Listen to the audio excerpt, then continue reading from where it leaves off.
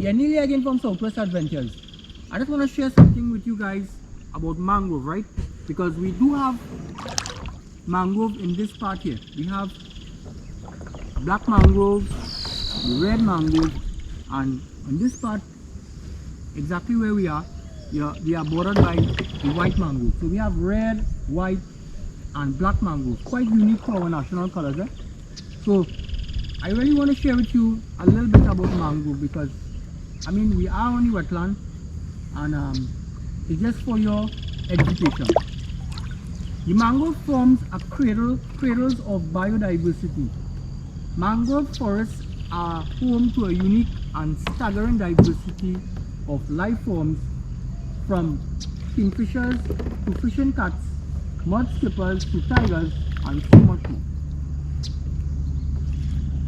They are our natural defense against storm surges, tsunamis, and rising seas. Mangrove provides the ideal breeding grounds and nurseries to a great number of fish, shrimp, and other marine species. Carbon sinks. Well, there's so much talk now about carbon emission in the world today, right? So they say mangrove absorb several times more carbon than inland forests and lock them in their soils for millennia, helping the fight against climate change. So, with that being said, we want to reiterate we need to protect our wetlands, right?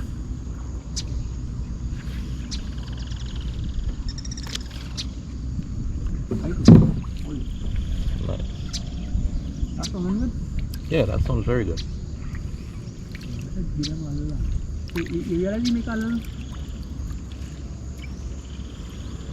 A circle. Yeah, we Come make a back. little circle. We need to know things to make a birds and things like I saw some birds, I saw a hyena. You know, I could probably show up and put up a screen, a hyena. I could probably show up what I was talking about the birds.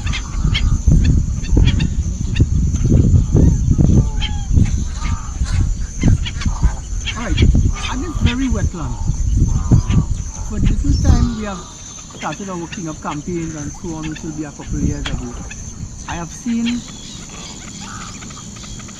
the very rare jabiru stock, few of them at this very location. We have ospreys and dingas, scarlet ibis. I even saw an American flamingo once.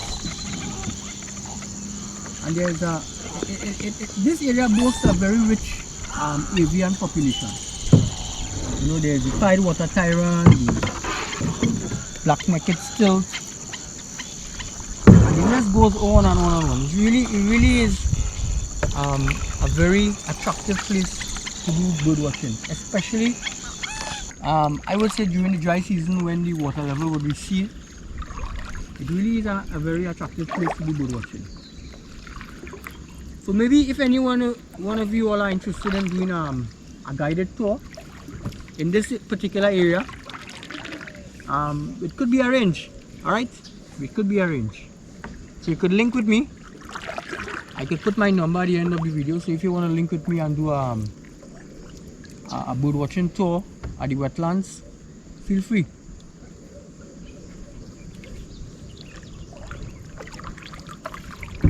National Geographic business here, boy. Yeah. I just said I had the right The right equipment, and you just have to spend the time